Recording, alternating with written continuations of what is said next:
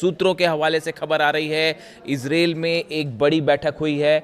Mossad की बैठक थी। इसमें कई खुफिया अधिकारी भी शामिल थे, सेना के अधिकारी भी शामिल थे और बेंजामिन नेतन्याहू भी शामिल थे।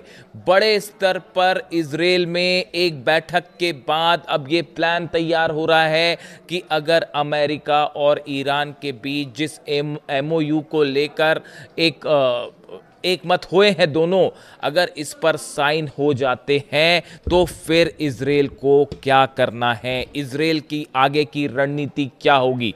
देखिए, कई तमाम दुनिया भर के एक्सपर्ट और ख़ास तौर पर ईरान से जुड़े एक्सपर्ट्स ये बता रहे हैं कि नेतन्याहू और इजराइल मोसाद इस डील से, अमेरिका और ईरान की डील से बिल्कुल खुश नहीं है और कोशिश हो सकती है इस डील को तोड़ने की।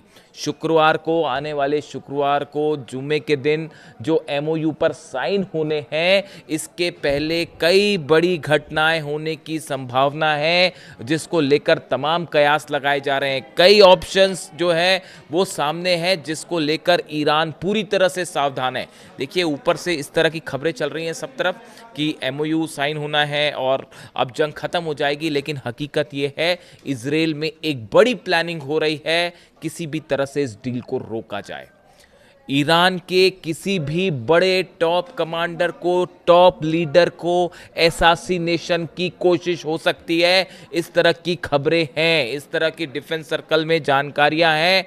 कई सोर्सेस से इस तरह के दावे हो रहे हैं कि इजराइल की तरफ से, मोसाद की तरफ से, नेतन्याहू की तरफ से कोई कोवर्ट ऑपरेशन भी हो सकता है और ईरान के किसी बड़े नेता को निशाना बनाया जा सकता है, ताकि एक बार फिर हालात तनावपूर्ण हो जाए और डिरेल हो जाए, डील की जो बात है वो पटरी से उतर जाए। यानी जो पहली आशंकाएं जताई जा रही, कई डिफेंस एक्सपर्ट्स ये बता रहे हैं कि ईरान के किसी बड़े नेता को लेकर उनका एसासिनेशन की कोशिश हो सकती है और इस लिस्ट में कई नेता शामिल हो सकते हैं। मोसाद ने पहले भी इस तरह की कोशिशें की है और एक बार फिर इस तरह की कोशिश हो सकती है ताकि डील डिरेल हो जाए।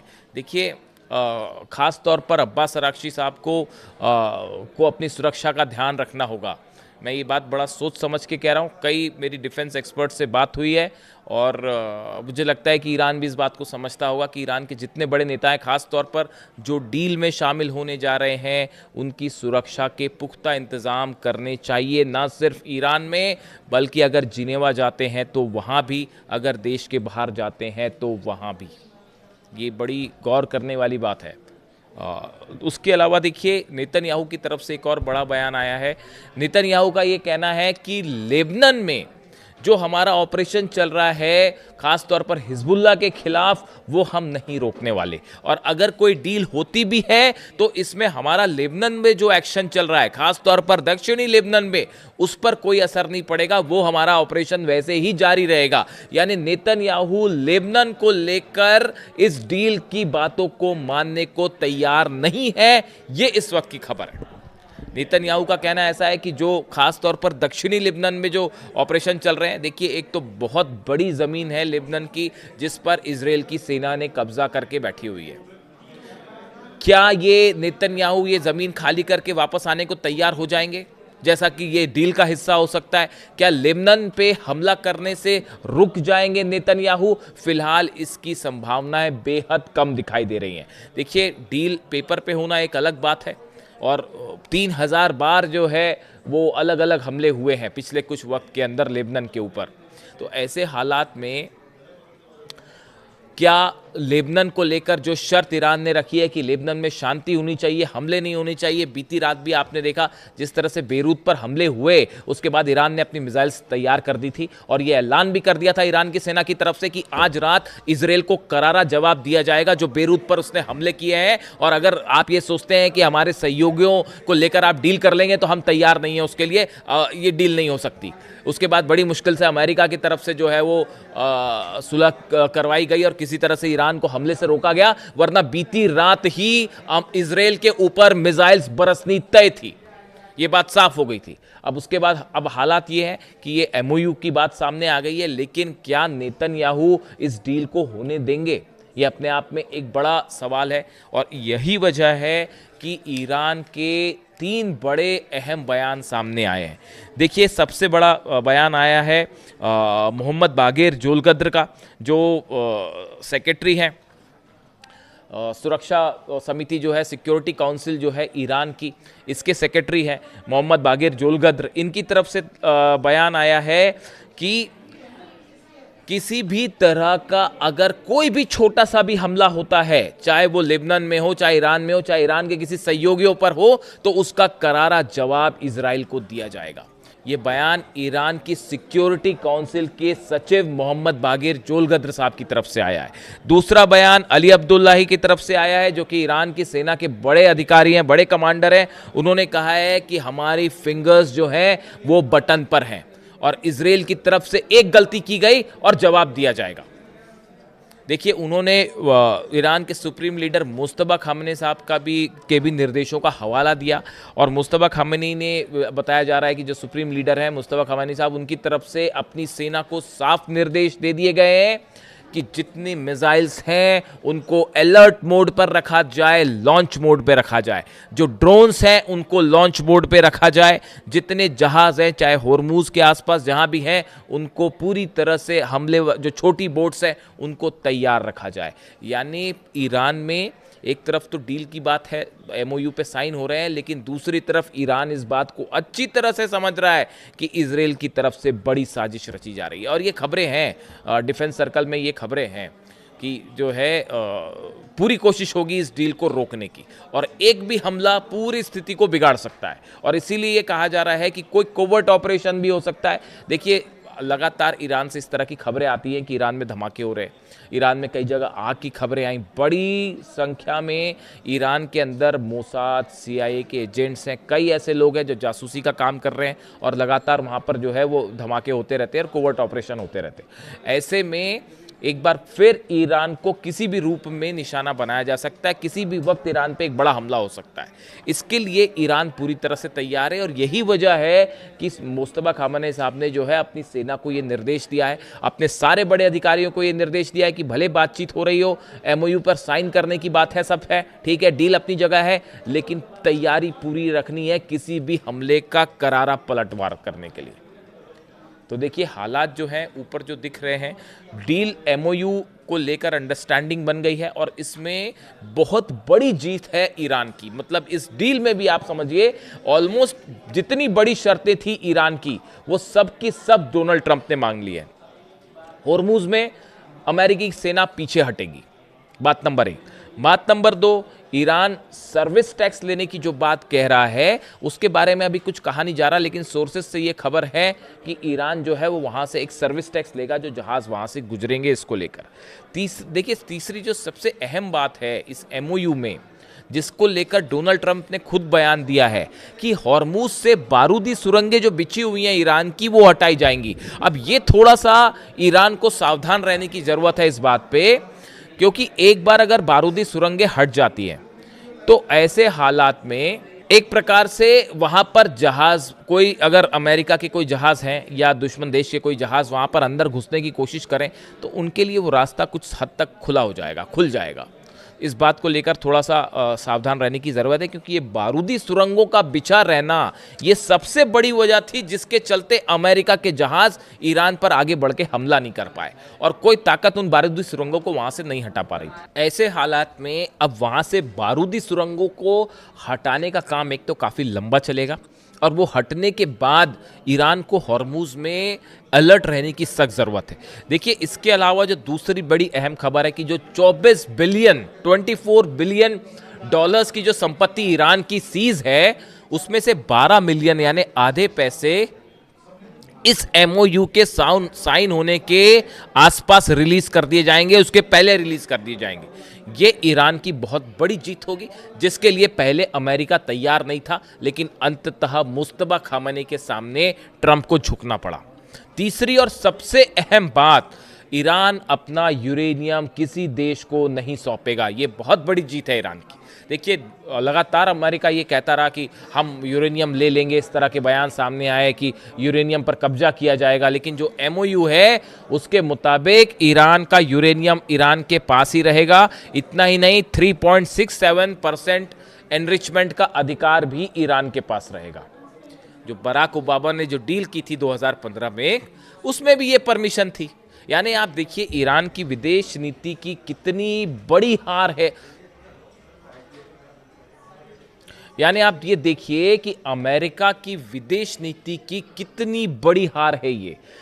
डोनाल्ड ट्रंप जो समझौता बराक ओबामा ने किया वो चल रहा था, पहले उसको तोड़ा, ये बोल के तोड़ा कि भाई ईरान परमाणु बम बना लेगा, जबकि ऐसा कुछ नहीं हो रहा था। आपने उस समझौते को तोड़ा, आपने हमला किया, और उसका नतीजा ये है कि अब वो जो नुकसान हुआ है भरपाई, उसके जो पैसे हैं वो भी दिए जा रहे हैं, $300 अरब भी देने पड़ रहे हैं। जो संपत्ति फ्रीज थी वो भी रिहा की जा रही है। जो बैन लगा हुआ था, यूरोपियन कंट्रीज ने जो बैन लगाए थे वो बैन भी, प्रतिबंध भी हटाए जा रहे हैं। यानी आप देखिए हर स्तर पर अमेरिका की हार हुई, जंग में हार हुई, जो डील है उसमें भी ईरान की शर्तें माननी पड़ गई, और अब हालात ये हैं, बताया ये भी जा रहा है कि आने वाला चुनाव भी डोनाल्ड ट्रंप के लिए मुश्किल होने वाली है, नवंबर में जो मिड टर्म पोल्स हो रहे हैं।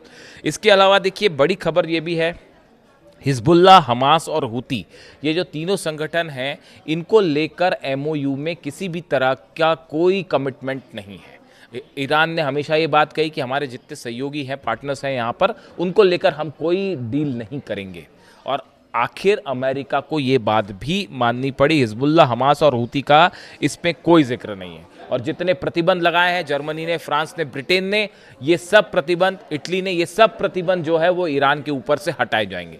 यानी डील की ये जो 5-6 पॉइंट्स हैं, ये ऐसे हैं जिसमें ये बात साफ होती है कि मुस्तफा खामनेई के सामने डोनाल्ड ट्रंप झुक चुके हैं, और लगातार अमेरिका की जो बातें सामने आ रही थी, दबाव सामने आ रहे थे, चाहे उन्होंने हॉर्मुज ब्लॉकेड किया, हमले किए, सब बातों को धता बताते हुए ईरान अपनी बात पर अड़ा रहा, और उसका नतीजा ये है कि आज अमेरिका को अपनी हार स्वीकार करनी पड़ी है। इसीलिए ये कहा जा रहा है कि ये एमओयू जो है अमेरिका की करारी हार है।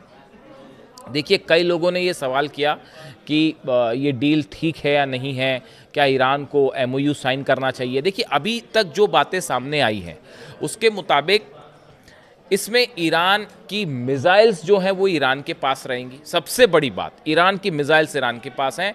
जब तक ईरान की मिसाइल्स ईरान के पास हैं तब तक ईरान सुरक्षित है, बात नंबर 1। बात नंबर 2, ईरान तो न्यूक्लियर बम पहले भी नहीं बना रहा था, एटम बम पहले भी नहीं बना रहा था, और अब भी वो कह रहा है कि हम नहीं बनाएंगे। तो इसमें किसी की जीत और हार का कोई सवाल ही नहीं है।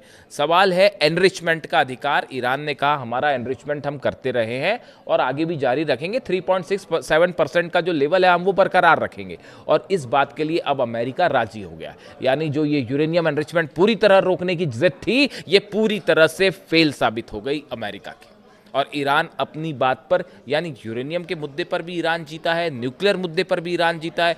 $300 अरब का जो नुकसान हुआ है, ईरान को ये संपत्ति भी वापस की जाएगी। जो अलग अलग हमलों में ईरान का नुकसान हुआ है वो वापस किया जाएगा। जो फ्रीज संपत्ति है उसमें से आधी जो है $12 मिलियन जल्दी ही रिलीज किए जाएंगे। लेबनान पर हमला, लेकिन देखिए बात जो है घूम फिर के जो आ रही है वो आ रही है लेबनान पे। क्या नेतन्याहू इसके लिए तैयार होंगे हमला रोकने के लिए? जो खबरें हैं उसके मुताबिक नेतन्याहू जल्दी ही डोनाल्ड ट्रंप से मुलाकात भी कर सकते हैं।